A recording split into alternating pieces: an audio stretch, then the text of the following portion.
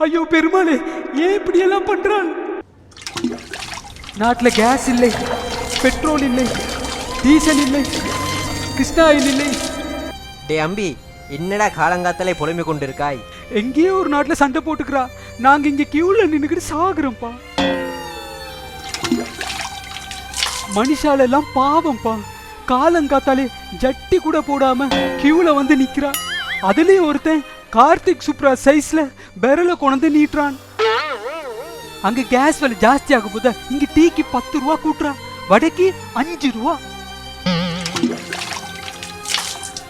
இது பரவல்லப்பா, சம்மதமே இல்லாம கோமண விலையை கூட்டி வச்சிருக்கா. பாவ நம்ம கணபதி இப்ப கோமணம் போடுறதே நிப்பாட்டிட்டா. சரிடா அம்பி, இனி கணபதி ஐயரும் நன்னா காத்தோட்டமா இருப்பார், என்ன மாதிரியே. ரஷ்யா கிட்ட ஆயில் வாங்க டிம்பு கிட்ட உத்தரவு கேட்கிறா. நாட்டுக்கு ஷாகல போல இருக்குப்பா. என்ன செய்ய, டிம்பிட காலம் முத்திடுச்சு.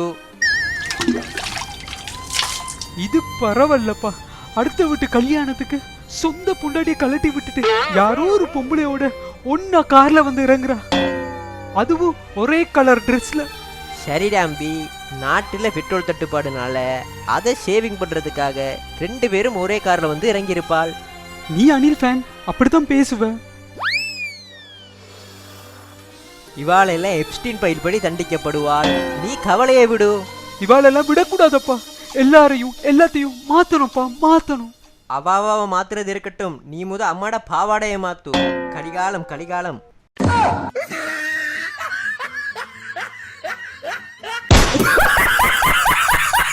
भैया जी